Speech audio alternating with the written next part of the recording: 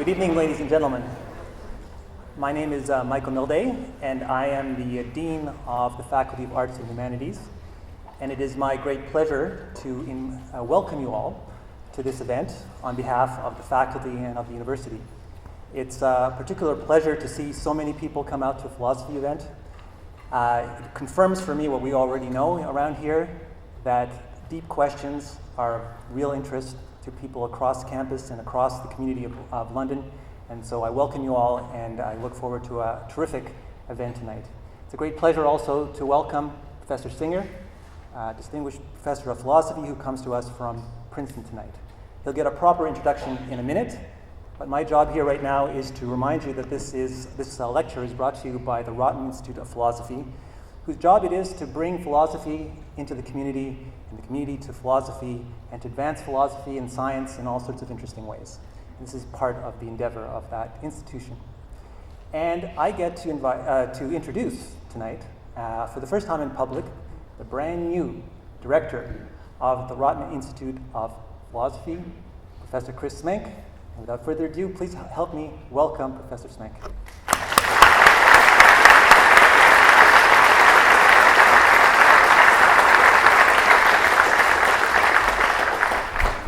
Thank you very much, Michael, and thank you to everyone who's come out on such a fine evening to enjoy this lecture. And I should add, as one of my first acts as director of the Institute, I'd like you to all make sure you've turned off your cell phones or any other gizmos that might interrupt the talk. The Rotman Institute of Philosophy exists thanks to the initiative and vision of Joe Rotman. Joe's passing in January of this year has been keenly felt by all of us who had the privilege of working with him.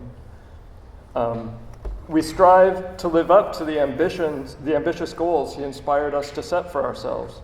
Joe often said that his experience as a philosophy student here at Western really shaped his outlook.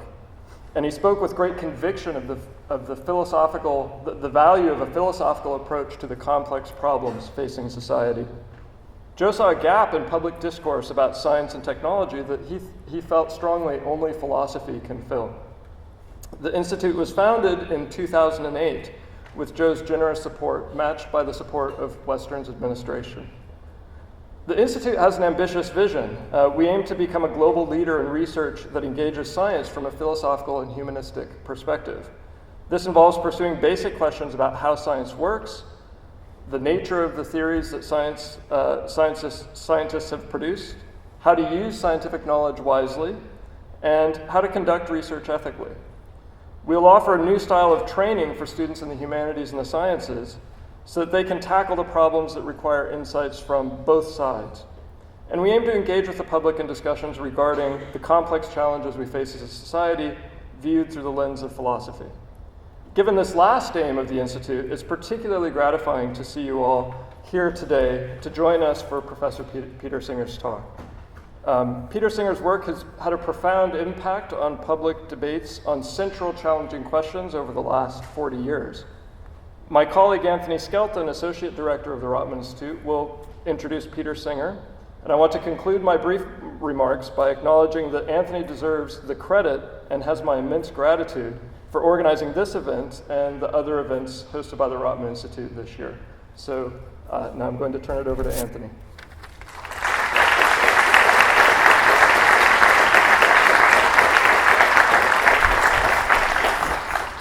Thanks very much, Chris. Welcome everybody to this evening's lecture by Professor Peter Singer. As my colleague Chris mentioned, I am the Associate Director of the Rotman Institute of Philosophy and Associate Professor in the Department of Philosophy here at Western. Before introducing this evening's esteemed speaker, I would like very much to thank the sponsors of our event. The Rotman Institute of Philosophy, of course, the Department of Philosophy, the Visiting University Scholar Program that makes Professor Singer a Western Fellow during his visit, and the School for the Advanced Study of the Arts and Humanities. And finally, I would like to acknowledge the hard work and dedication of the staff in both the Department of Philosophy and the Rotman Institute of Philosophy, without whom this event would not have occurred. In introducing this evening's speaker, I find myself in a bit of a pickle. On the one hand, he needs no introduction, given his prominence and his many great achievements. On the other, surely, it seems to me, anyone who has obtained such prominence deserves to have his achievements noted. To refrain from saying something about them seems to me to be rude. But if I do note them, I risk telling you what you already know. How should I decide what to do? I've decided, somewhat controversially, given our speaker, to let tradition be my guide. I have decided to note Professor Singer's achievements. Professor Singer is the most important practical moral philosopher of our time. In the tradition of Socrates, he has sought to challenge our common sense convictions regarding what it means to live an ethical life. He has, as a result, turned his attention to a wide range of pressing moral issues, including our treatment of non-human animals in agriculture and in scientific research, our treatment of the worst off members of our global community, and our understanding of the ethics of killing and the value of life. In each case, he has both disturbed and illuminated our thinking. In every case, he has been undeterred from following arguments to their logical conclusion. His many publications on these issues include Animal Liberation, Practical Ethics, Rethinking Life or Death, and The Life You Can Save, among more than a dozen other books and more articles than I can enumerate. His work is driven by a theoretical commitment to advancing welfare and combating suffering for all sentient creatures, putting him squarely in the utilitarian tradition of moral thinking that has its origins in the 18th century thinker Jeremy Bentham, and which reached prominence in the works of the 19th century philosophers John Stuart Mill and Henry Sidgwick. Professor Singer both draws on and importantly extends their many compelling findings. In addition to his numerous publications in practical ethics, Professor Singer has made important contributions to our theoretical understanding of the basis of morality, displaying a deep sensitivity both to the fact that we are beings possessed of significant powers of reason and the product of evolution by natural selection. His thinking on theoretical ethics is eloquently expressed in a number of books and articles, including his important 2000 book co-authored with Kasia de Lazari-Radic entitled The Point of View of the Universe. Professor Singer is currently Ira W. DeCamp Professor of Bioethics at Princeton University and Laureate Professor in the School of Historical and Philosophical Studies at the University of Melbourne. His lecture this evening is entitled The Most Good You Can Do, How Effective Altruism is Changing Ideas About Living Ethically, which is also the title of his most recent book, published by Yale University Press in 2015. Without further ado, please join me in welcoming Professor Peter Singer.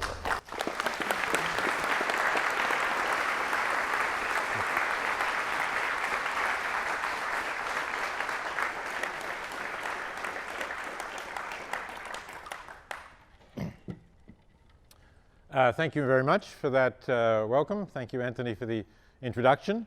The answer to your dilemma was, of course, that you should do what would do the most good. That may or may not be following tradition. Difficult to say in this particular case. Anyway, I'm very happy to be here, to have the chance to visit the University of Western Ontario and to discuss this topic and the topic that I'm also going to be talking about tomorrow night or tomorrow afternoon. And I want to thank all of those who made that possible, the various sponsors and the Rotman Institute of Philosophy that have organized this, and of course Anthony in particular. So I think was said in describing what the Rotman Institute was set up to do, that one of them was to use science wisely. And I think what I'm going to talk about tonight is something that brings together science and ethics in an important way, and you could say that doing the most good you can is in fact making the wisest use of science that you can as well. So what I want to talk about is effective altruism, and so the first thing I should do is explain what that term means. And if you want to find out what anything is nowadays, of course, you go to Wikipedia. And sometimes Wikipedia is reliable, and this is one of those times. One of the things there, as you see, is that it's both a philosophy and a social movement. So when I say that, when Wikipedia says that effective altruism is a philosophy, it's talking about philosophy in the broader popular sense, which you might say, my philosophy of life is da-da-da. It's not a philosophy in the formal sense of a particular school or set of ideas or approaches to the whole range of issues that philosophies might approach. But it is an attitude to life, and that is obviously, firstly, something that is involved with altruism. That is, it suggests that a significant component of what you do in your life ought to be to make the world a better place, to help others. That's more literally what altruism may mean, to be thinking of others and the difference that you can make in the way you live, in the things that you do to them, the positive difference that you can make, obviously. Altruism has been around for a long time, but effective altruism as a social movement is relatively new. In fact, if you'd gone to Wikipedia 5 years ago, you would not have found an entry for effective altruism. It's something that has been developing really, I guess, over the last 10 years, and I will say a little bit as I go along about some of the people who have been involved in that and how they've helped to make it happen. The second element of effective altruism is to be effective. And as it says here, the idea is to use our capacities to reason, to think, to analyze, and to look at evidence in order not just to say, well, I'm trying to make the world a better place, but to do that in the most effective way that you can. So essentially, whereas many people say, I'm trying to make the world a better place, the effective altruist, if they wanted to be a little pedantic about it, would probably say, it's not enough to make the world a better place. It's easy to make the world just a slightly better place.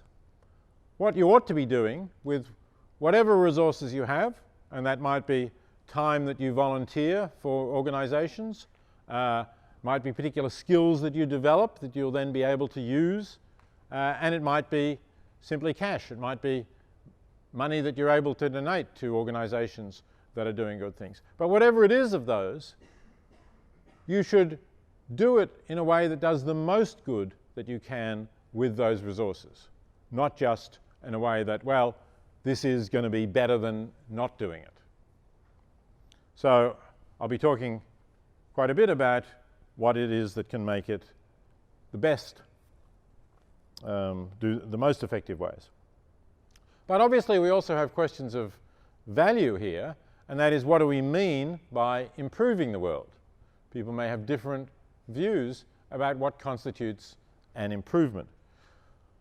So what do effective altruists say about that? The first thing to say here is there's no one thing. Effective altruism is not a political party. It's not a religious sect. There's no set of doctrine or creed that you have to sign up to in order to be an effective altruist. There are a number of different organizations that people may be associated with in various ways, and there may be a whole lot of individuals who are not associated with any organization but still consider themselves effective altruists. So the ideas will vary in terms of what it is that they think is improving the world. But I'm going to give you one or some of the characteristic values. This is something that I didn't make up myself. I took from somebody called Holden Karnofsky, and I'll introduce you to him later in the talk, from a blog that he put up, and I have somewhat modified it. Partly it was a little complicated and I didn't want to spend that much time explaining it all, partly to say what I add something of my own views. Okay, but so when effective altruists talk about improving the world, the first thing to notice is that they really are talking about improving the world. That is, they're not concerned only to say, well, I'm making my community a better place. Say you're making London, Ontario a better place. Okay, but perhaps you ought to be having wider perspectives than that. Perhaps you could actually do more good looking at the world as a whole by not focusing on your own community. That may or may not be the case. It will depend on particular circumstances, including the nature of the community that you're in. But certainly, to justify working locally, you would have to say, this is how I'm doing the most good in the world. I couldn't do more good even if I were to focus my efforts elsewhere. So it's a universal perspective that effective altruists take. They're not content with local or national, regional, ethnic, whatever. Now, if you're talking about then, okay, what is going to improve the world? I think effective altruists would all agree on what I've put up here in the slide. That is, they would all agree that improving well-being, reducing suffering, by well-being we mean essentially reducing suffering and increasing happiness.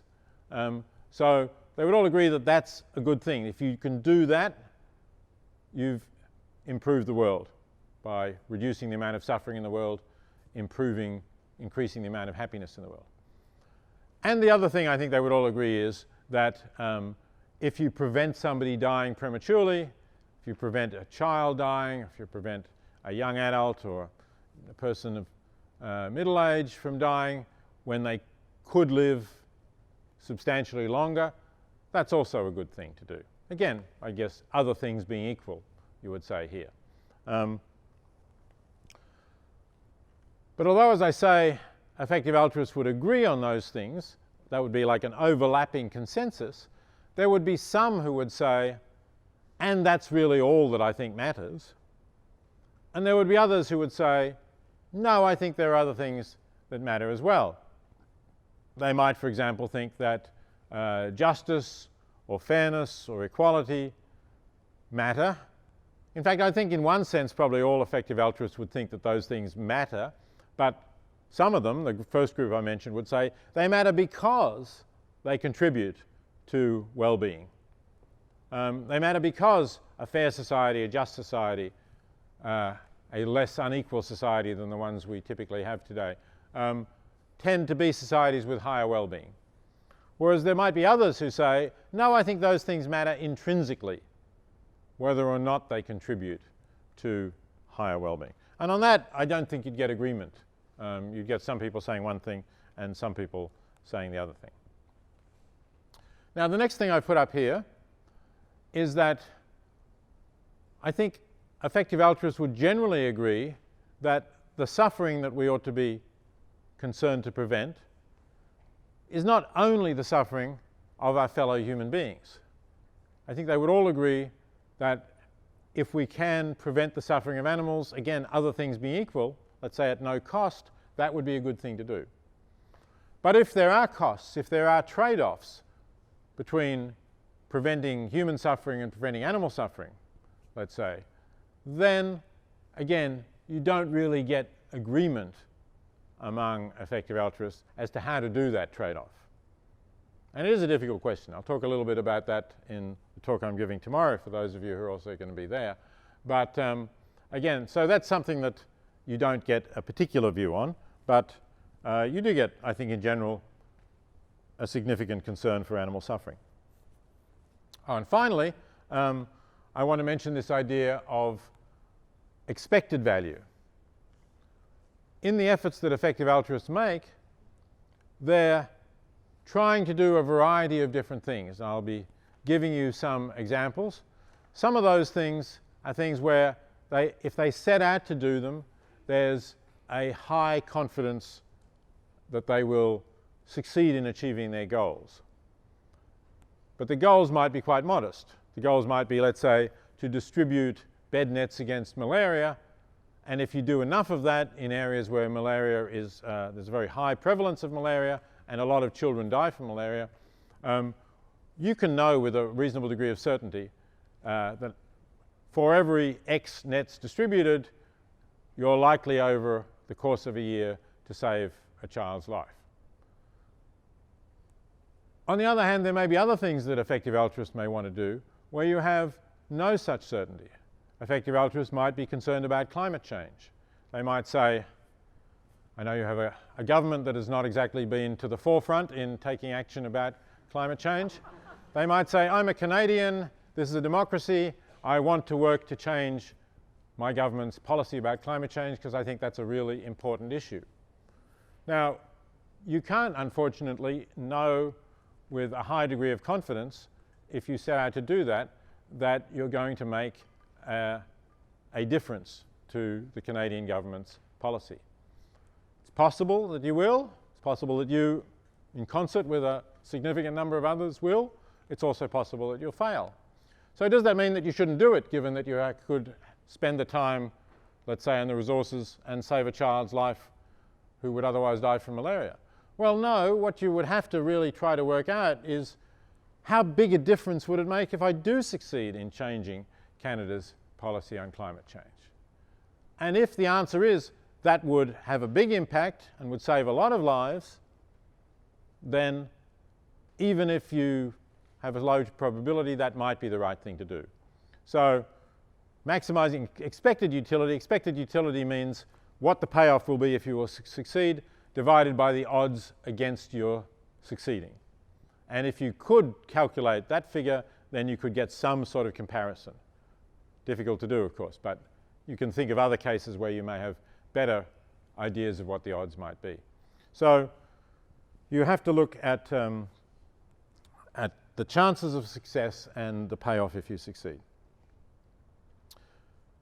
Okay, now as I said, I wanted to say a little bit about how this or why this movement has got going in the last decade or so.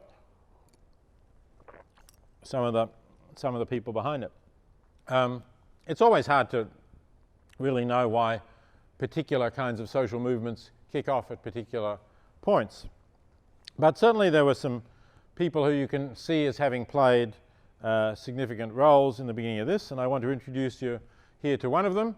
It's called Toby Ord.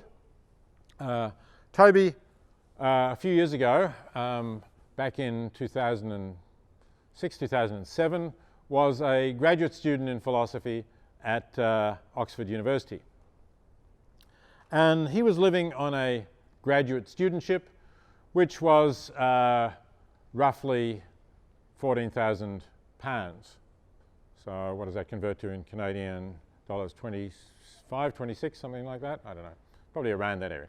Not a large income, but an adequate income, Toby thought, even though Oxford's quite an expensive city to live in, an adequate income for him to meet his needs and still have enough for, other things that he liked to do. Could go to the movies, could even travel across to France over the summer vacation and see things in Europe. So he felt that he had enough. And he decided one day to do the following sort of calculation.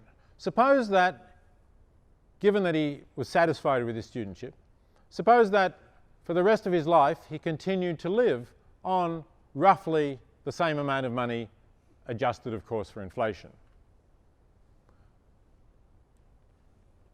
What would he be likely to be earning over the rest of his career? And how much would he then have, if you like, freed up by the fact that he was living on this more or less fixed amount?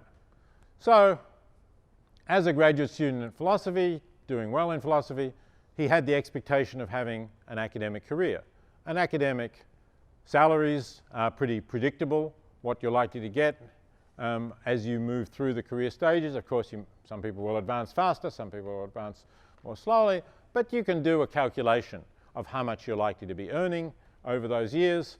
You can then deduct from that the amount that you're going to need to live on, and that leaves you with quite a substantial sum. So then Toby thought, okay, so what could I do with this amount of money if I wanted to? Toby was already perhaps thinking of if I wanted to do good in the world in some way. So what he actually looked at as an example is this. This is a clinic that is treating trachoma somewhere in North Africa. Trachoma is the most common cause of preventable blindness. I doubt that you have any trachoma in Canada. It's typically in dry, dusty climates and where there is poor hygiene. And people get in these environments, people are likely to get a microorganism in their eye, which will very gradually damage their sight. So over perhaps 15 years, their vision will gradually blur, and sometime after that period, they will start to lose their sight altogether. So typically the microorganism will get in the eyes of children. They won't notice much for a few years, but perhaps by the time they're in their 30s, they will have lost their sight. Now this is quite easily preventable. What you see here is a clinic that is treating children just in a preventative way so that they won't go blind from trachoma. And as the text indicates, there's somewhat varying figures for the cost of it, but there are studies which suggest that the lower figure of $25 per case of blindness prevented is accurate, and other people say that's an underestimate when you take into account the full costs. But I think Toby used that lower figure and then calculated, so how many people could he prevent going blind by living economically and donating the rest of his income over his lifetime? And the answer, the figure that he came up with was 80,000. He could prevent 80,000 people from going blind. Someone on the front here said, wow, and I think that was Toby's reaction as well. And I think it is a pretty amazing thing, right? I mean, if somebody told you, look, Bill Gates could save 80,000 or even 800,000 people from going blind, that wouldn't surprise you. But here's somebody on academic salaries, which are not anything, you know, never mind Bill Gates, they're not even like the salaries that you might expect if you went into the finance industry or somewhere like that. They're relatively modest salaries, but one person could save, if we accept the lower figure anyway, 80,000. If you want to be, say, no, I'm going to be much more conservative than that, I'll go from the higher figure. Okay, so it's 20,000. But, you know, it's still a lot of people. You can think of a football stadium with anywhere between 20 and 80,000 people. It's a crowd, whichever way you put it. So Toby thought that that was quite a remarkable fact that he'd come up with, and that more people ought to know about that. So he founded an organization called Giving What We Can that was intended to spread this idea. And also, did I say this in the previous slide, I think, didn't I? He also took a pledge to live on something that was just a little bit more than his studentship. His studentship had no doubt gone up by that. He took a pledge to live on that, and that's exactly what he's doing now. He has, in fact, commenced that academic career. He's a research fellow in philosophy at Oxford. He's, as it says here, he's not living in a cave or anything. He's living in a house which he's paying off a mortgage on, but he's managing to do that by living modestly. And his pledge, of course, is a pretty demanding one. The organization Giving What We Can, after talking with a few other people at Oxford that he helped to form it, they decided to ask people to make a more modest pledge to give 10% of their income to effective charities. And they thought, I think correctly, that they would get more people pledging to do that, and that the amount of money that you raise that way might actually be a greater total than if you say you've got a pledge to live on £18,000 a year, and then you get only very few people. So I met Toby. I was giving some talks in Oxford in 2007, and Toby heard about that and contacted me. He knew that I'd written about the general questions of the obligations of people in affluent countries to help the global poor, and he wanted to talk to me about the idea of forming this organization. And that was the first that I had, I guess, that people were interested in doing something about this and organizing to get something like this going. So that was around 2007, I think, that the Giving What We Can was set up. Here's someone else who, as I said, there are individuals who are not involved in organizations, or at least not originally involved in organizations. Julia Wise is an American woman living in Boston. And the way she describes how she came to effective altruism was as if it was something that she'd almost always had a feeling she ought to be doing. So as a child already, she was aware of the fact that she was quite comfortably off, whereas in the developing world, there are people who don't have enough to eat, who can't get basic medicine, and she had this feeling that when her parents bought her things that were luxuries that she didn't really need, well, maybe shouldn't they have given it to those people who need things so much more? So this was not a sort of coming out of philosophy, as Toby's views had, but out of just a feeling that she had had of how things were in the world. And she continued to have that as she went to college. And she always thought that, you know, when she had her own income, she would be doing something to share more with other people. She was fortunate enough to find a partner, Jeff Kaufman, who she was able to persuade to accept that view, and they decided that they would live together and share a lot of what they had. And even at first, when they didn't have very much, when Julia studied social work and was a social worker, and when she was earning $40,000 a year, and Jeff was not yet in paid employment, she was still giving about a third of what she was earning to organizations that were helping the poor. Jeff trained to be a computer programmer and is now fortunate enough to have a job with Google in Boston, so he's getting pretty well paid. They've upped what they're giving to about half. And if you want to learn more about Julia and Jeff and how they live and what they do and why, I would strongly recommend you have a look at the blog that Julia writes called Giving Gladly.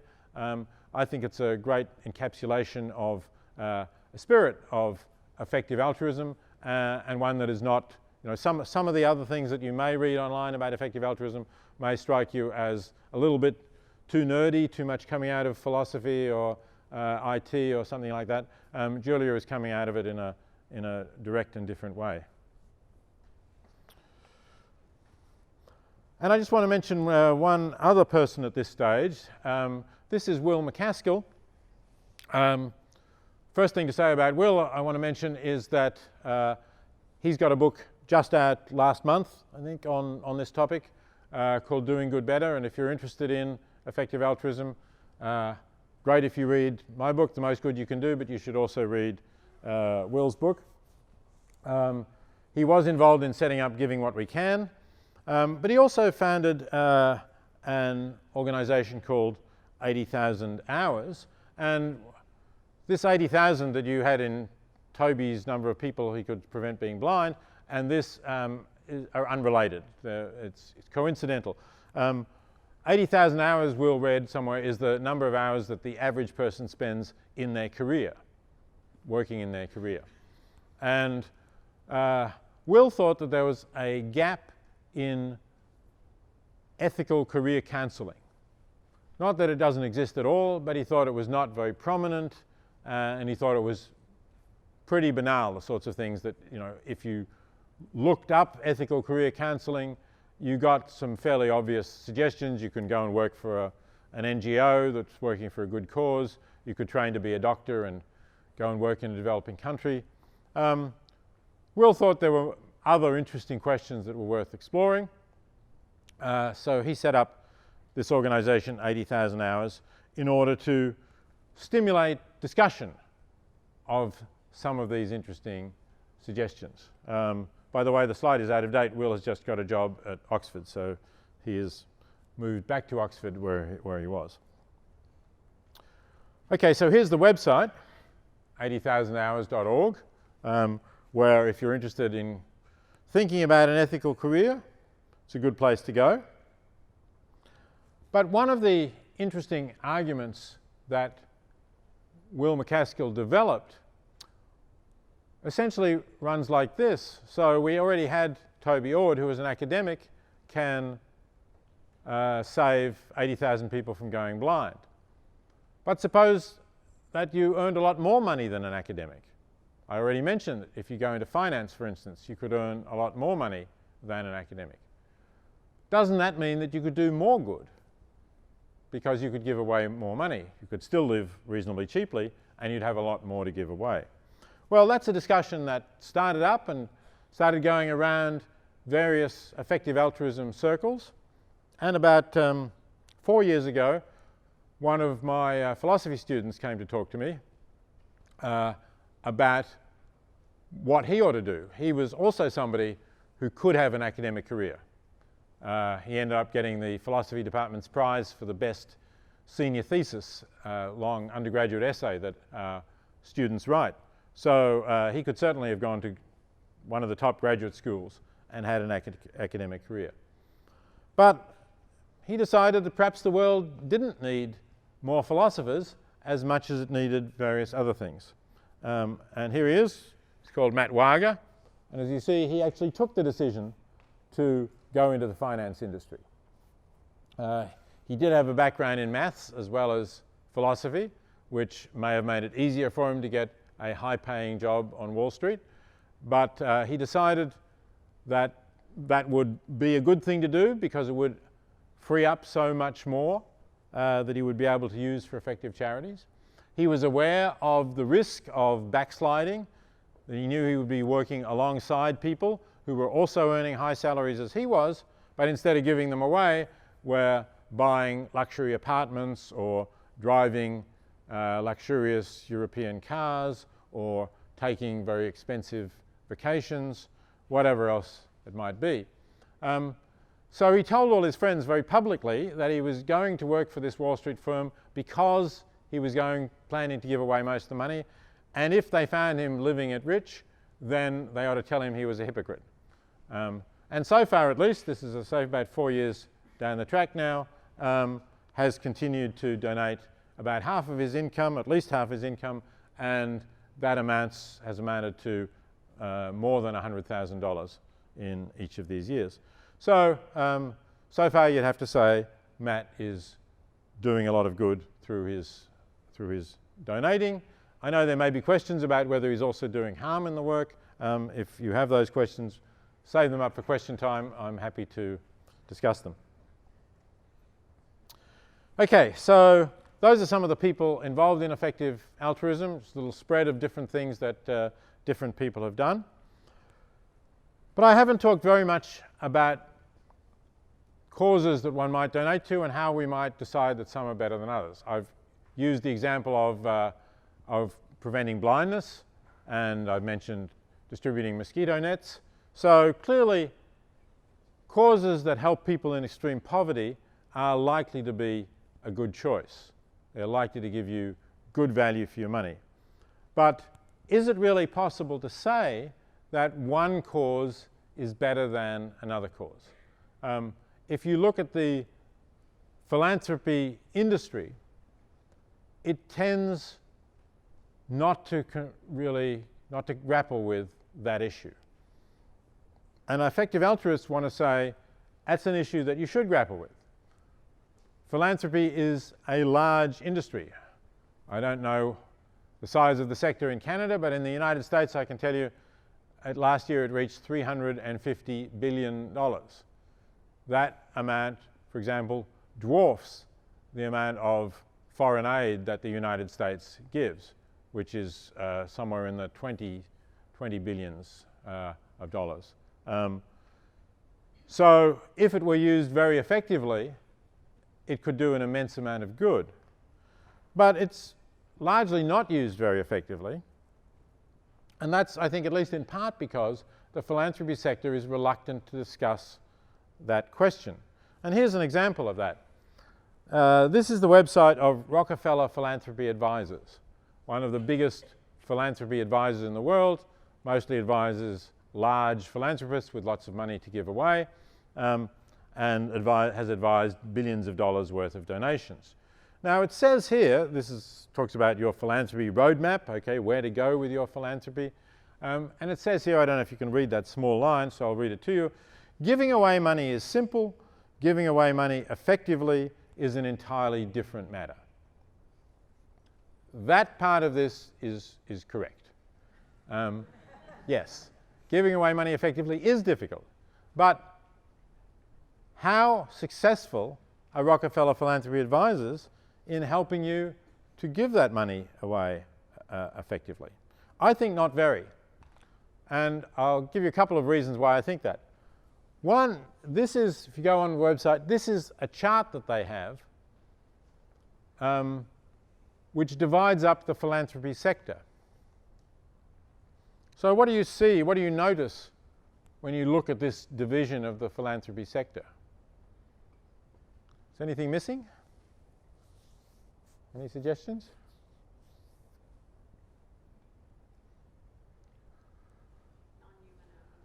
Non-human animals are certainly missing. As I said, effective altruists tend to think that animal suffering matters, maybe not the most thing, but it doesn't really fit anywhere there. I mean, yes, you know, you can protect the environment, that's there, and that will protect some animals, I suppose, but if you want to protect animals, domestic animals or factory farmed animals, it's not at all clear where they go in those boxes. A second thing that is in a way obscured, at least, if not totally missing here, is the decision whether to give domestically or abroad. And, you know, Rockefeller Philanthropy Advisors will be largely advising Americans, so that would be the decision whether to give within the United States, a very wealthy country, or abroad. And, you know, yes, you could say, oh, well, you know, if I focus on economic security, then I'll think about whether to focus on economic security in the United States or abroad. If I focus on health up there, then I'll think about whether to focus on health. Same for education, right? So yeah, you can do it, but you'd have to say this, putting it this way, doesn't confront you with that as an absolutely critical choice that you make relevant to the effectiveness of what you're doing. As it happens, if you go further into this, let me just stop with this one for a moment. So in choosing between these sectors, Rockefeller Philanthropy Advisors actually denies that there is any objective way of making that choice. It doesn't just deny it, says it's obvious that there is no effective way of making that choice. So I do want to deny that. I think that there are, although some of those choices are going to be very difficult, there are other choices where I do think you can say objectively choice A is better than choice B. So not only do I think it's not obvious, I don't even think it's true that there's no objective answer to that question. So here's an example which actually comes from further examples. It's actually one of the sort of little leaflet that they have called Finding Your Focus in Philanthropy, where these things appear. But when you go through it, they give lots of examples of philanthropy, and I've just, you know, chosen, and they seem to put them all on the same footing. You know, these are all examples of things that you might think about doing or something similar to that. So I'm just going to give you two of those examples which illustrate the distinction between the effects of giving abroad and giving within the United States. So one of them is Ted Turner. Ted Turner was the founder of CNN.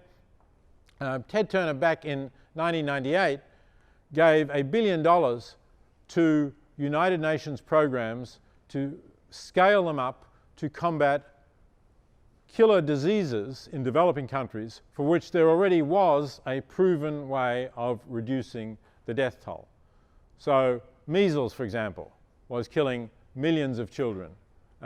Immunizing children against measles is a very effective, inexpensive way of preventing children dying from measles. We've already mentioned malaria.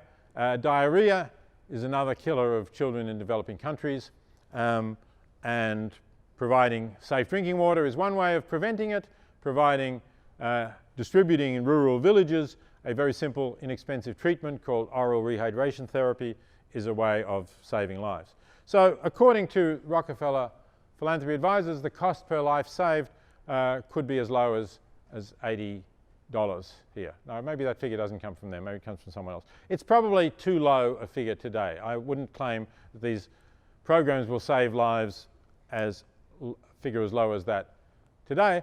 And that's actually good news, because what that means is we have succeeded in cleaning up the places where it was so inexpensive to save life. That is, the places where where measles was really rife and the kids were not immunized at all, and you could reach lots of kids cheaply. That's been done. So therefore, it may be more expensive. There are still kids dying of measles. They're fewer. You have to go out into the countryside. It's more expensive per life saved. So wouldn't regard that as an accurate figure today, but it probably was accurate at the time that Ted Turner started his program. Now, as a contrast, the Rockefeller Philanthropy Advisors give you this example of a domestic gift from Lucille Packard to set up a children's hospital in Palo Alto. If you don't already know it, Palo Alto is at the south end of Silicon Valley. It's where Stanford University is. It's the third wealthiest community in terms of average per capita income in the United States. So obviously, there were no children dying of easily preventable diseases like diarrhea or measles or malaria in Palo Alto even before that hospital was set up. So what does a hospital do when you set up a hospital in an already well-endowed, well-serviced area? It will do a range of different things, will provide additional services, but it will also go into reasonably exotic sort of treatment, and here's an example. So for somewhere between $1 and $2 million, they separated a pair of conjoined twins from Costa Rica. Okay, that's a good thing. It's a good thing, other things being equal, that you can do this. But how does it compare with saving children's lives in the developing world, where even if it's not $80, even if it's $1,000, you could have saved 1,000 children's lives for the cost of separating one pair of conjoined twins. So that's an example where I think there is an objective answer. It's better to give to programs that save lives cheaply than to programs that save lives at high cost, because for a given amount of resources, you save more lives that way. And it seems to me obvious and objectively correct that if you're doing a particular good, let's say saving a child's life, it's better to do more of it rather than less of it. Same would be true for preventing blindness, reducing suffering in other ways, and so on. So that's one example. Here's another example. Not from Rockefeller, because this is actually quite recent. This happened earlier this year.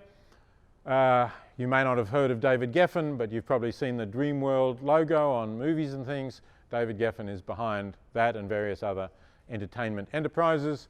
He's a billionaire, and he recently gave $100 million to renovate a concert hall at the Lincoln Center. If you've been to New York, you may know that the Lincoln Center is the premier place for opera, classical music concerts, and so on. You may even have been to a hall that would have been called the Avery Fisher Hall. It won't be called the Avery Fisher Hall much longer. If it still is, it's going to become the David Geffen Hall because of his gift to renovate it. Now, you may think whatever you do about people wanting to have their names across concert halls and so on. That isn't really the point. The point again that I want to make here is, how would you compare the good done by renovating a concert hall? And in fact, $100 million is not the full cost. The Lincoln Center says it will cost them $500 million to fully renovate. But even if you could do it for $100 million, how would you compare the good done by providing a nicely renovated, better hall for wealthy Manhattanites or wealthy tourists who go to hear opera or other musical performances? How could you compare that with the good that you could do? Again, let's take, if you like, the higher figure for the cost of preventing blindness through trachoma of $100. So there's 1 million people here whose eyesight could have been saved. It's hard to imagine that enough people could go through this concert hall and have an enhanced experience for their enhanced experiences to add up to more than saving 1 million people from going blind and being blind for the rest of their lives, which, depending on the age they go blind and their life expectancy, might be 20 or 30 years. And you could say, that the gain that they get is obviously so much greater than the gain that the concert goers get, that it's hard to imagine that this is objectively as good a choice of charity as the other one. Okay, so that's the question about choosing a cause. I think we can say that in the world as it is today, there are some causes that take priority. Sure, if there were no people going blind from preventable causes, no kids dying unnecessarily, not a lot of other forms of suffering that people have because of poverty, it would be great to have the best concert halls that you could imagine, and the best art galleries and museums and hospitals in wealthy communities, etc. But we don't live in that world. Maybe one day we will, but at the moment we don't. We have choices, we have limited resources. Even David Geffen has limited resources, even Bill Gates has limited resources. So we have to make choices with them. And effective altruists would argue we ought to make the choice that does the most good.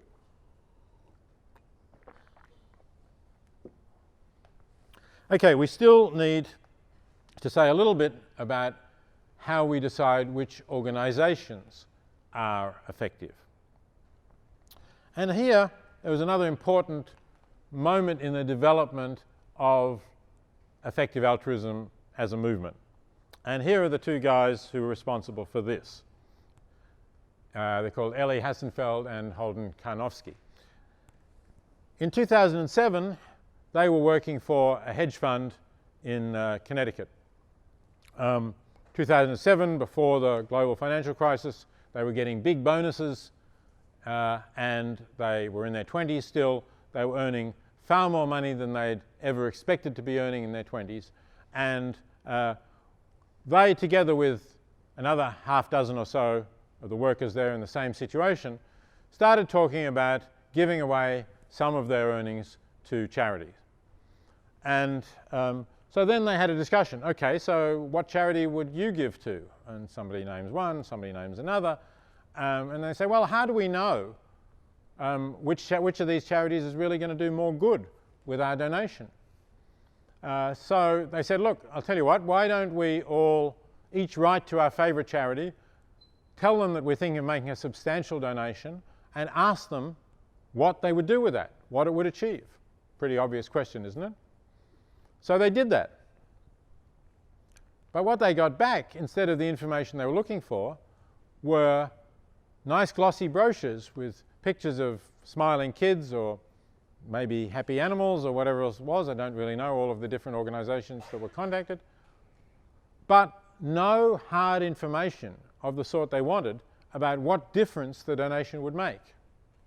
Remember, these are hedge fund analysts. They're used to looking at data. They analyze data to see which companies their hedge fund might invest in, for example. And they're wanting that sort of data to make this choice, but they're not getting it. So they go back to the organization and say, look, wait a minute, you didn't really give us what we were asking for. We want these kinds of figures. And they got a range of responses. Some of them just said, we don't have that kind of information, we don't keep it. Some of them said, that information is confidential. One of them actually accused the person calling, said something like, are you working for, and then named a rival organization, as if to say, you know, somehow they're trying to get at our data in some way to get advantage over what they were doing. But they still didn't get the information that they wanted. So Eli and Holden decided that this was a major vacuum. They knew that charity philanthropy was a big sector, and if they weren't getting this information, presumably nobody was. This information was just not out there. And that's how things were. At the time, in fact, really the only data you could get on charities was data that comes off the forms that charities have to submit to the tax authorities. And those forms include information on how much the charity spends on administration, how much it spends on fundraising, and how much it spends on programs. And that was really all the data that was out there. And if people were even looking for data at all, and the social science research shows that the great majority of them were not actually even asking for data at all, but of the minority that were, that was the data that they were using. Now, is that useful data to use? Well, if you look at the data and it shows that, let's say, 80% of the organization's revenue goes in administration and fundraising, that is useful information. Don't bother donating to that organization. It's not doing much good, it's pretty much a scam. But suppose that you have different organizations, let's say they're trying to help the global poor, and one of them says 90% of our revenue goes to our programs, and the other says 80% of our revenue goes to our programs. Is it better to give to the one that says 90% of our revenue goes to our programs? Well, you just don't really know the answer to that yet.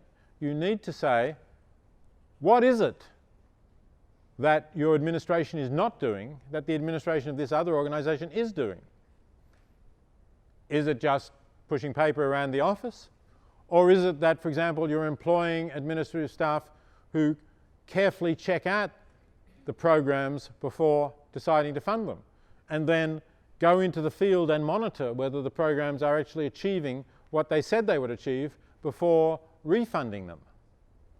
Because if that's what's happening, then sure, of course your administration will cost you more, but you have some sort of assurance that the 80% that goes to programs is actually helping to do what it wants to do, what it's meant to do. You know, it's not going to be 100% successful. Nothing is in any human activity. But maybe 90% of those programs are doing what you wanted them to do.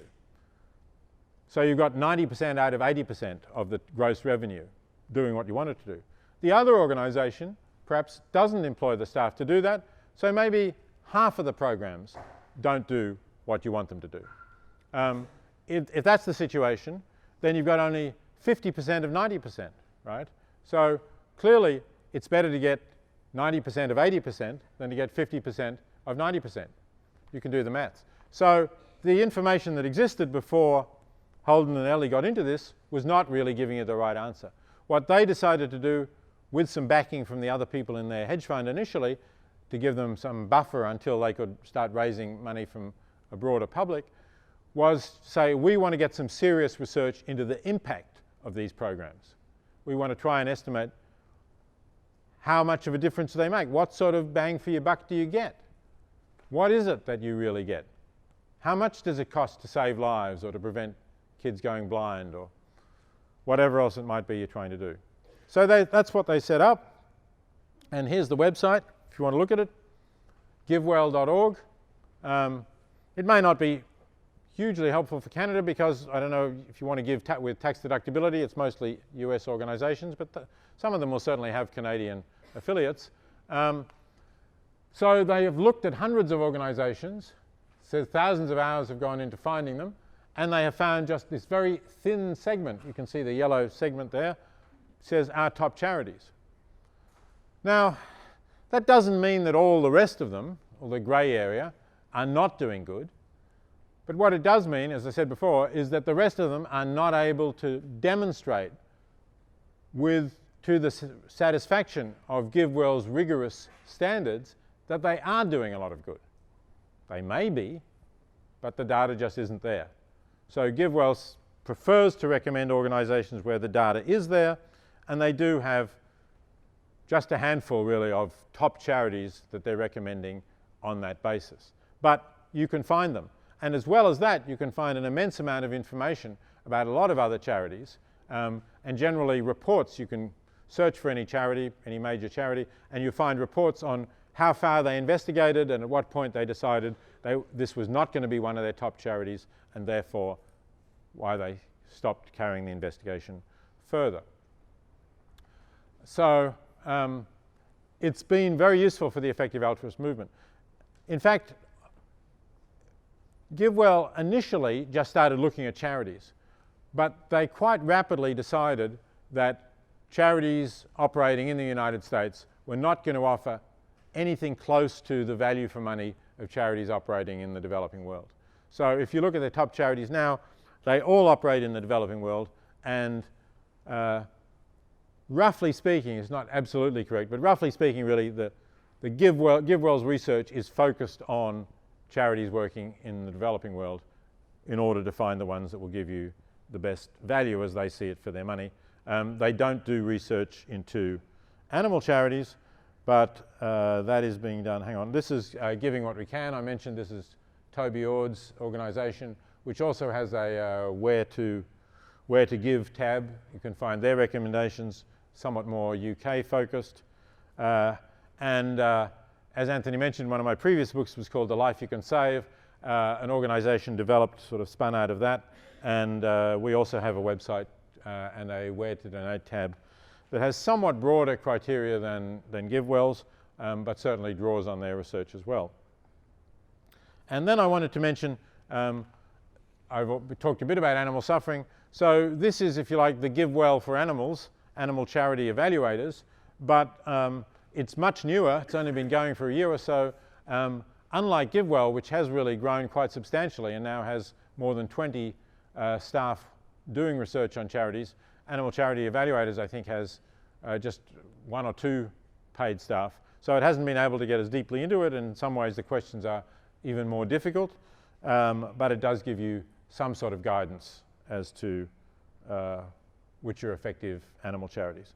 So all of that has helped the effective altruism movement to have a firm database, and therefore has made it easier for people to get into that area. I don't want to go on much longer because I want to make sure that you have some time for questions, but I just want to briefly end by addressing this question: why do people become effective altruists? Why do people decide that a significant part of their life will be directed towards making the world a better place? Not always as much as Toby Ord or Julia Wise, but some significant part of it. Well, I think some of it is about feeling good about yourself. And I want to mention a Canadian philosopher, Richard Keshen, who's also been a friend of mine for more than 40 years. Richard, I think he's just retired from the University of Cape Breton, so he's over at the eastern end of your country, has an excellent book called Reasonable Self-Esteem, in which he discusses self-esteem in a philosophical way, but aware, of course, that psychologists have shown that self-esteem is an important part of well-being, that people who have high self-esteem tend to enjoy their lives more, be more satisfied with their lives than people who have low self-esteem. And Richard talks about the concept of reasonable self-esteem, that is, self-esteem based on your use of your reason and of being a reasonable sort of person. And he thinks that a reasonable person has to realize that there are other people in the world whose well-being matters as one's own does, right? Who one recognizes as equally significant. So if you recognize that there are other people in the world whose well-being is equally significant, and you ignore that well-being, and you're a reasonable person, you're not self-deluded in some way, Richard argues that that will have a negative effect on your self-esteem.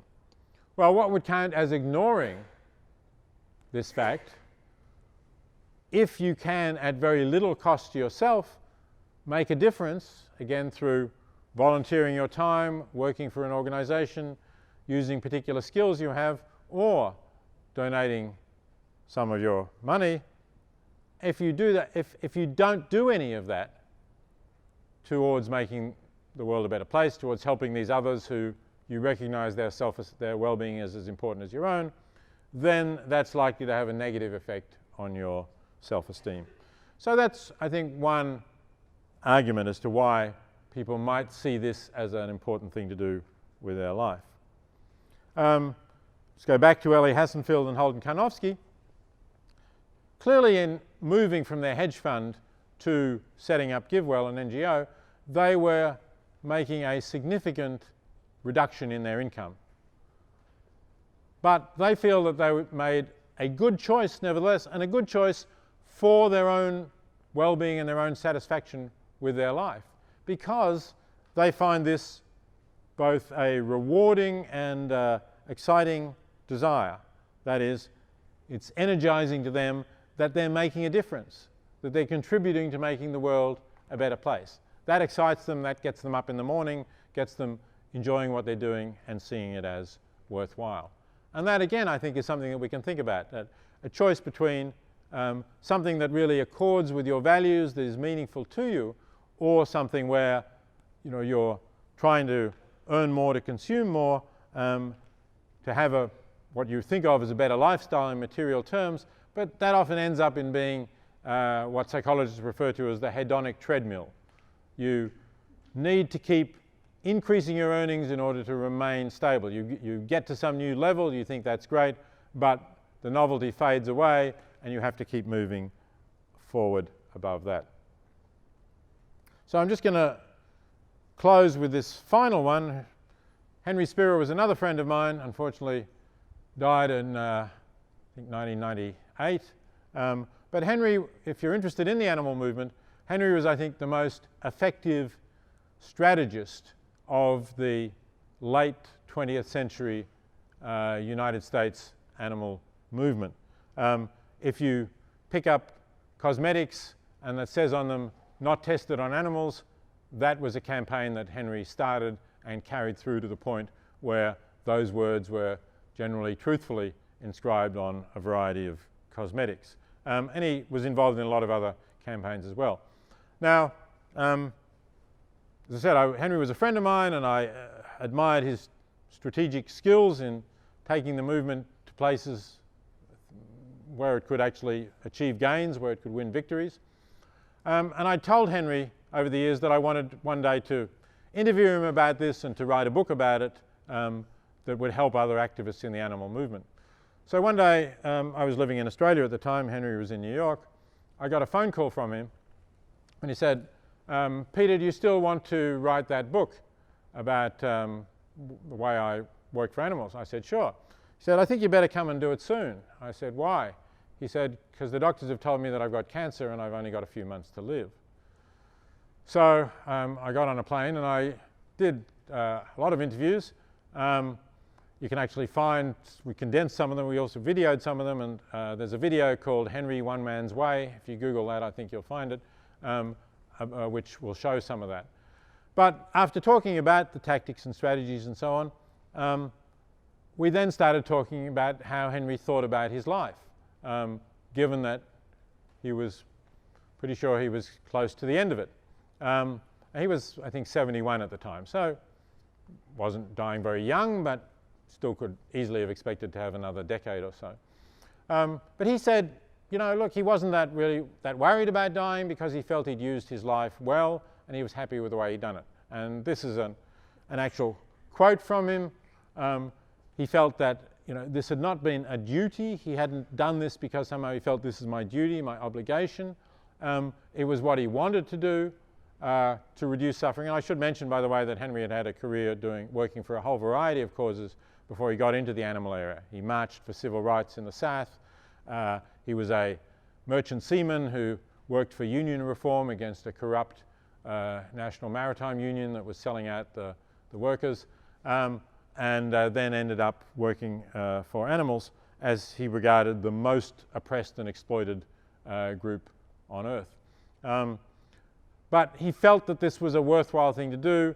It excited him, and when he was doing it well, that was when he was happiest. So I think that that's a good statement of what motivates a lot of people in the animal movement. They compare perhaps the lives of their parents. A lot of these people are, as I've shown you, they're millennials.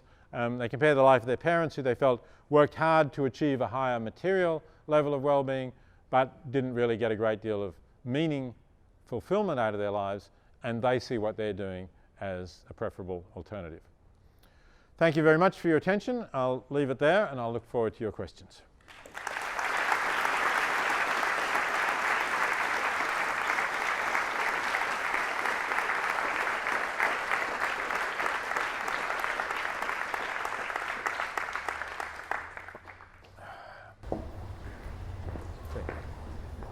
Yes, and this is off. Oh, did I turn it on? Oh, I see. Okay. Okay, thank you very much for a very effective conversation. So I'm going to moderate the question period. So there are 3 rules. Ask a question about the topic in a respectful fashion. And second of all, there's a book table set up at the back of the room. where the bookstore has generously agreed to sell some of Peter's books, and he'll be there after the question period to sign copies that you've purchased. Okay, so let's start the question period. There we go.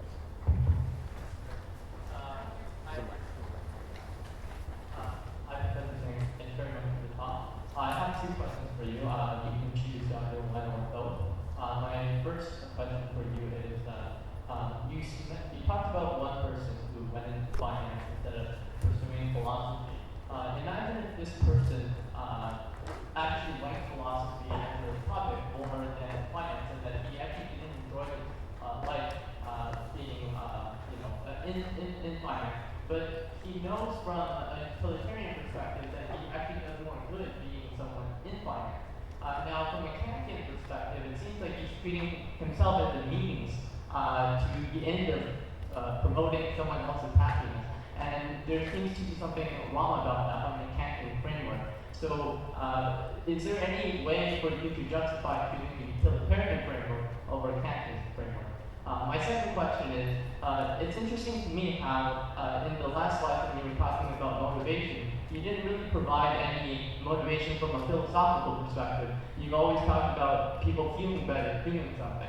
So it seems to me like morality isn't even necessary. We can drop the whole institution of morality and think about being kind people and doing things out of good sentiments, coming from a Humean way of thinking about morality, and just leaving it at that. So I'm wondering, what's your meta-ethical view about morality? Is morality a social convention that people just simply invented? That our moral judgments are motivated by our feelings in the first place?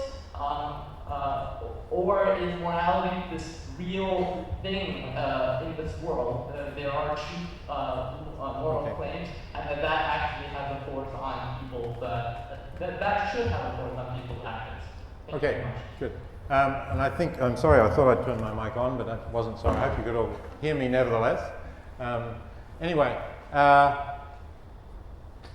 utilitarians don't think that there's necessarily something wrong with using yourself as a means, if that's the way to achieve the most good. That as a moral principle, that's sort of not, for Kantians, that's a kind of something that you should never do. Utilitarians don't have things that you should never do, because what they're looking for is the consequences of your actions. So the only thing, in a sense, that you should never do is the thing that won't have the best consequences of all the options open to you.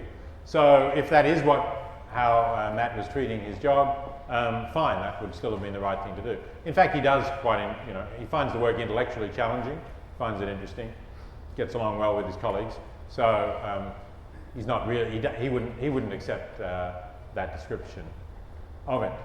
How do I think about morality? I do think of it as something that is out there, that is objective. Now, it's not like there's a realm of entities that are moral entities or duties or whatever.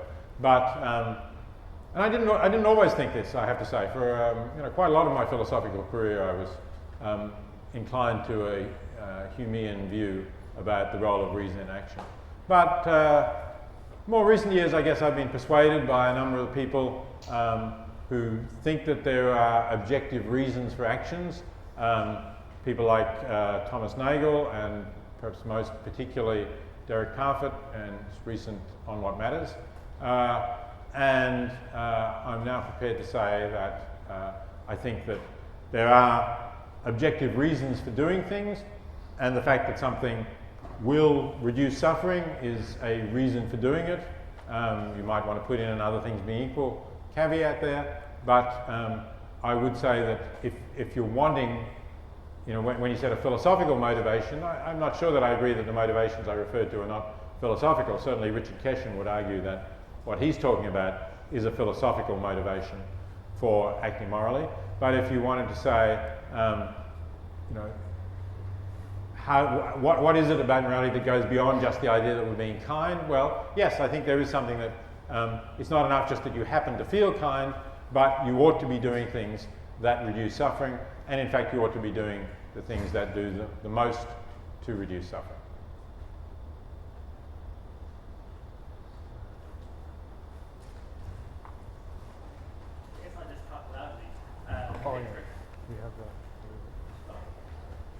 The mic is arriving. Hi, thanks for coming to London. Me and my wife are giant fans. I just had a question based on utilitarianism. Based on this idea of 80,000 hours and spending our time in the most effective way, or money in the most effective way, if I had X dollars and I invested on it, what rate of return does one need to have in order to justify the investment versus the charity?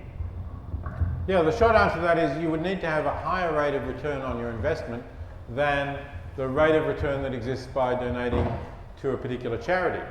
And there is a rate of return that exists from donating to charities, because if, let's say you have a charity which is building schools for kids who otherwise wouldn't get an education. So there's clearly a rate of return on that, because now you're doing this in a developing country. Now more kids in this country have an education, therefore more of them are able to get work or more skilled work, and therefore they're able to contribute more to the economy of their country. So in order to say, rather than give now, I'm going to invest and give later, you would need to be confident that you're getting a higher rate of return than that rate of return on a charitable donation. Now, if you're Warren Buffett, good. You can probably do it. But if you're just your average Joe investor, it's not clear that you can, because on at least some calculations, the rate of return on investing in things like education, but also health and better agricultural techniques and so on in developing countries is quite high. It might be around 10% or something like that. Pretty hard to do as a safe return in the world we're in today.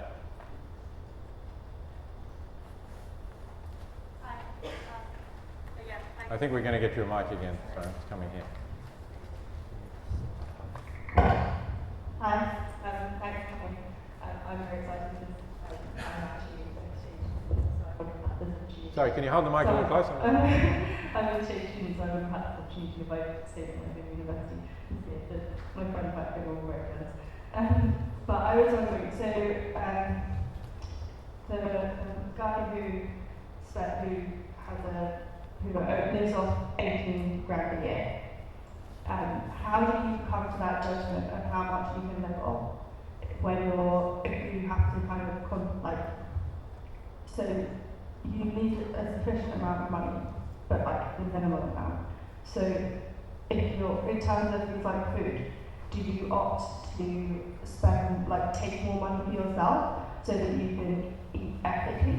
And if that means being a vegan, then spending money on more expensive vegan products, do you count that in, or do you then say, no, I'm going to eat the cheapest food I can, even if they're factory farmed hen's eggs, because then I'm doing, I'm contributing towards the greater good somewhere else. Mm-hmm. And then taking that further, then, if you have the salary, you have a family, your children want to go to university, or to get them into private school, which would then hopefully get them into university, make them they become doctors, they go abroad, they help in developing countries, they want the children first. How do you make that judgment, and where do you then stop with what you take for yourself in order to then be able to give back more in the future?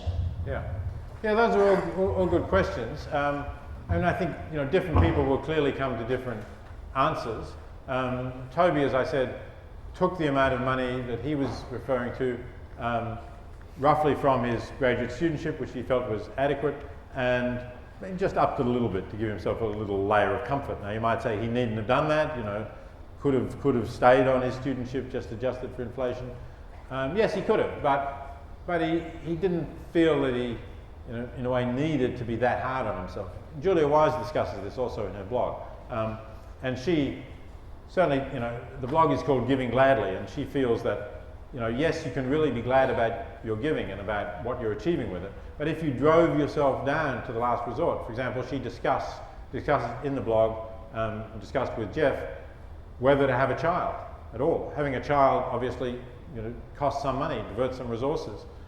More expensive to have a child in Boston, even if you don't send them to private schools or anything like that, than to help a child to survive in a developing country.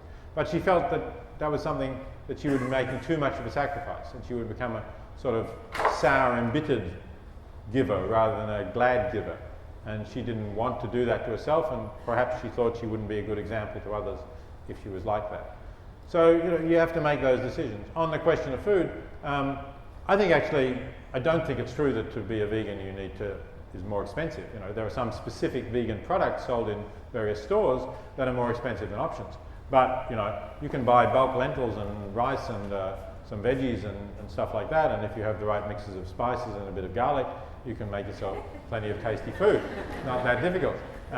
So it's a bit of a myth that somehow being a vegan costs more. That's just what I found from my brother's side. There you go? Okay. Well, the answer is, it depends what you buy. Now, if you'd said, suppose I want to buy organic and support organic agriculture, then that would certainly be true. That is more expensive than factory farm stuff. And I think there is a reasonable case for saying, that conventional agriculture is damaging the environment in a variety of ways. Organic agriculture restores the soil and in the long term is going to do more good. So, if you sort of thought about that and made that case to yourself, I think you could justify making that particular choice and saying, even though it means I'll have less to give away, I do want to support organic agriculture. So can we take a question from someone listening online? Not yet? Online. Okay. All right. Way back there. Back there. Red shirt.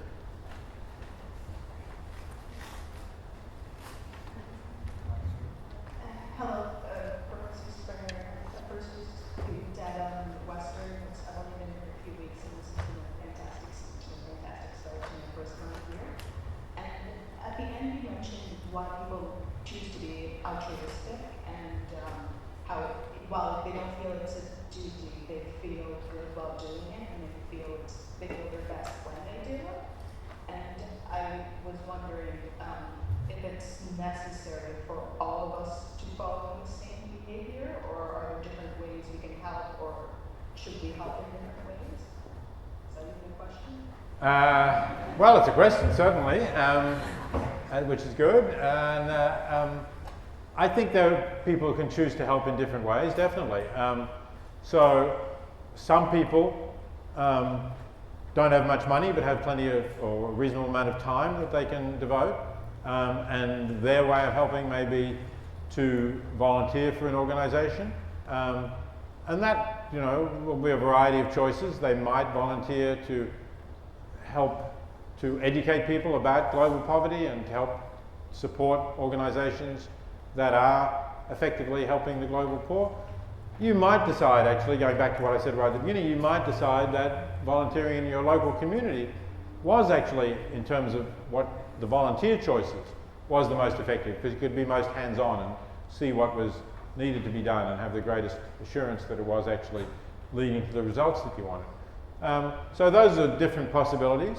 And then, as I've been saying, you could also donate your spare cash, and you could, how much spare cash you have will vary in terms of what you're doing.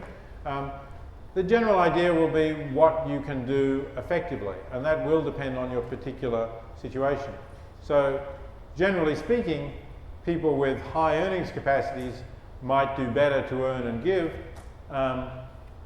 rather than to volunteer, because what's the point of volunteering to do work, let's say at a local soup kitchen, for which the soup kitchen could pay somebody $20 an hour to do, when you're a top flight lawyer who bills at $1,000 an hour, it doesn't make sense to take time off from that. So it is going to depend on what your particular skills and abilities are, and to some extent also how you want to spend your time.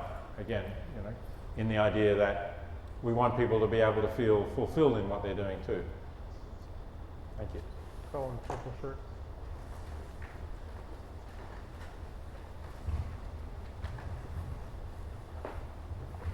Hello, thanks.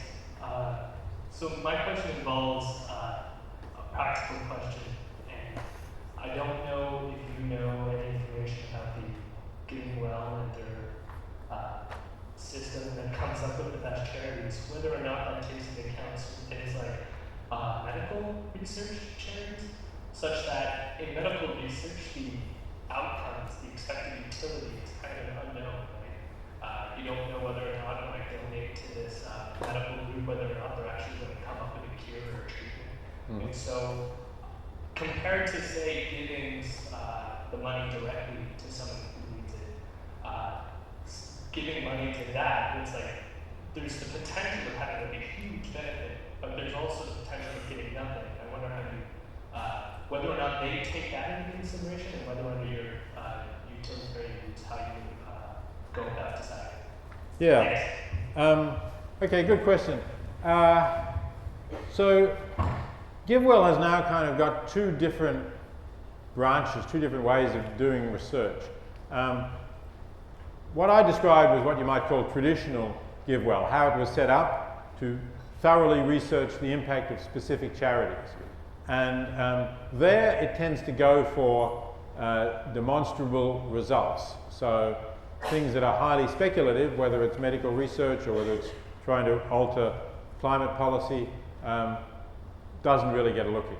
But GiveWell now also, after it got some more funds from a wealthy donor, it's now set up what it calls the Open Philanthropy Project, where it's, instead of doing these in-depth studies of particular organizations, it's doing broader, shallower surveys of areas to see whether there might be opportunities in these areas that are then going to be worth exploring in more depth. And scientific research of various kinds, not just medical, but including medical, I think is covered in one of those sort of ongoing, broad studies that is happening. And it's possible that it will come up with the idea that these are good investments because of their occasional very large payoffs, and that they show therefore good expected value. At this stage, I don't think it's reached any firm conclusions in those areas.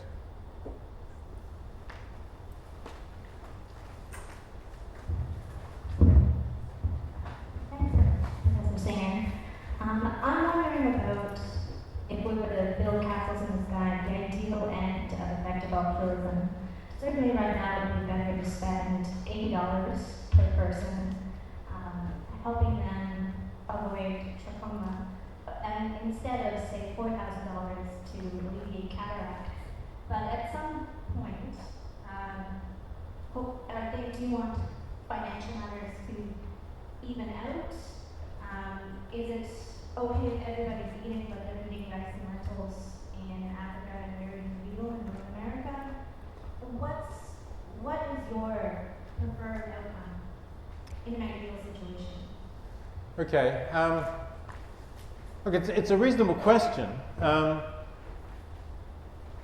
So part of it, in terms of the examples you gave of different costs, if you pick the low-hanging fruit, so to speak, that is, you go for the cheapest gains, then when you've done them, and I hope that we will have done them, because it's certainly within the capacity, I think, of the affluent world to pick all of these low-hanging fruit so that, you know, there aren't children dying from diseases that can inexpensively be prevented. Then you would get up to the next level and you would deal with that, and then eventually you would get to the point where there was really nobody who was dying cheaply from easily preventable diseases, and you would have a situation where healthcare was more even out globally, as, for example, the introduction of your National Health Service scheme in Canada. Even that, you know, not completely egalitarian, I know, but it's vastly more egalitarian than the situation in the United States, say. So you get a reasonably even, you know, a good, reasonably good, decent minimum, I guess, is the goal. And that's what I would like to see. And I would like to see that globally. And if we got to that, I wouldn't be terribly worried about whether there were still peaks above that decent minimum. Because I think that the costs of trying to even up beyond that point start to become very high and become very difficult to attain, and arguably at least are counterproductive in the sense that they depress the average level. You know, that's at least the economic argument in terms of allowing people to have above average earnings. So because we're still so far off that, I don't spend a lot of time thinking about the ideal outcome in that sense. I think there are some things that we ought to be doing here and now that are quite urgent. If we get up to that decent minimum that I'd like to see, then we could discuss whether it's worthwhile trying to push beyond that or not. Okay, question down here. Thank you for being here, Professor Singer. My question builds off of the practical question about natural research. You talked about how a reasonable objective is to maximize expected outcomes. So if there was a giving opportunity that was between alleviating poverty or some current suffering, and one that might prevent, say, existential risk, something that might have difficult to compare utility outcomes, and certainly it's difficult to project the possibility of it happening. How would you weigh those two opportunities? Mm-hmm. Okay, so for those not familiar with the term, the question I used, existential risk, refers to a risk of extinction of our species. So a segment of the effective altruist movement has focused on this question. There are a variety of risks to the survival of our species. Fortunately, they're reasonably small. Opinions will vary as to just how small they are. But in terms of what I said about expected value, if the payoff is very high, then it may be worth doing something, even if the risk is small. So some risks maybe are more quantifiable than others, but they're all pretty difficult to quantify. Some of them are definitely more tangible than others. One risk that has been discussed is the risk of a large body in space, either a large asteroid or a comet, colliding with Earth and causing an extinction event. Something like the sort that is believed to have caused the extinction of the dinosaurs millions of years ago. Now, obviously, those things don't happen very often, but they could happen, and it's at least possible that we could reduce the risk that does exist to zero. If we could track all of the large bodies in space that might collide with our planet, and NASA is already tracking many of them, if we could track them all, and if we could develop rocket technology which would enable us to fire a rocket to intercept something. I mean, if it is an asteroid, if you could intercept it and deflect it from its course by triggering an explosion at the interception, if you do that far enough away, the deflection can be tiny and it will still miss the Earth by thousands of kilometers. So that's something that people have talked about, and the cost of that is, is clearly going to be manageable. Now you'd have to say, well, how big is this risk anyway? Maybe it's pretty tiny, but then how bad would it be if we become extinct? Well, at a minimum, that would be 7 billion deaths, but many of the people who are effective altruists say, hey, it's not just 7 billion deaths, it's the loss of our species forever. It's the loss of intelligent life in at least this corner of the universe, right? There may well be intelligent life somewhere else in the universe, but just around where we are now seems to be no other intelligent life beyond humans, well, maybe beyond humans and some great apes and dolphins or whatever, but perhaps they would also be wiped out by this. So that's a great loss, people will say. There's could be billions more lives, in fact, vast numbers of lives that would be lived, that would be wiped out. So some people think, even if the risk is very small, it's still worth spending some resources to reduce it to zero, or as close to zero as we possibly can. That's what existential risk is about. And I think there's a reasonable case for saying if you can have a scenario where you can reduce that risk, and you can say what you would have to do to reduce it, and how much that might cost. It's possible, I don't know, it's hard to compare with the certainties, and I know that's what you're asking me to do. I'm not going to give you a direct answer because I would say it's going to depend on those calculations. But it's not a crazy idea to say that that's something that would be effective to work on. There are a whole range of other sort of less predictable scenarios that less, less positive about working on, because some of them you don't even really know how you would reduce the risk. Some discussion, for example, about artificial intelligence, about super intelligent computers taking us over. There's an Oxford philosopher called Nick Bostrom who's written a book called Superintelligence about that. But he admits really that we don't really know how you would prevent this happening, even if this was a realistic scenario. I think you need to have a reasonably clear strategy of what will reduce the risk for it to make sense to even think about putting resources into it. Okay, I think we've got time for one more question.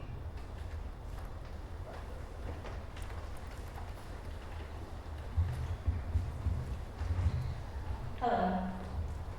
Do you view philanthropy as something that should be commended or expected of reasonable people? Yes, I view philanthropy as something that should be commended and expected of reasonable people who have the resources to take part in it.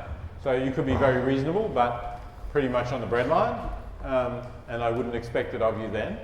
But if you have spare resources, and you don't have to be rich if you're living in an affluent society like Canada, I think we all spend money on things that we don't really need. So we all have some spare resources. And I think, given that we know that there are about 1 billion people in extreme poverty in the world who can't be sure of getting even the most basic health care for their children, for instance, can't be sure of being able to educate them in some cases, can't be sure of having enough food to put on the table all year round. If we know that there are things that we can do that will relatively inexpensively help them, then I do think that people ought to do something along those lines, and ones who do, if you like, a sort of significantly above average level of doing that ought to be commended, and the more they do, the more they ought to be commended. So the Julia Wises and Toby Ords, I think, ought to be very highly commended, but the people who, let's say, meet the GiveWell's pledge, give 10%, also ought to be quite highly commended, because unfortunately that's way above the average, even in affluent communities. Okay, so that concludes our question period. Please join me in thanking our esteemed speakers. Thank you.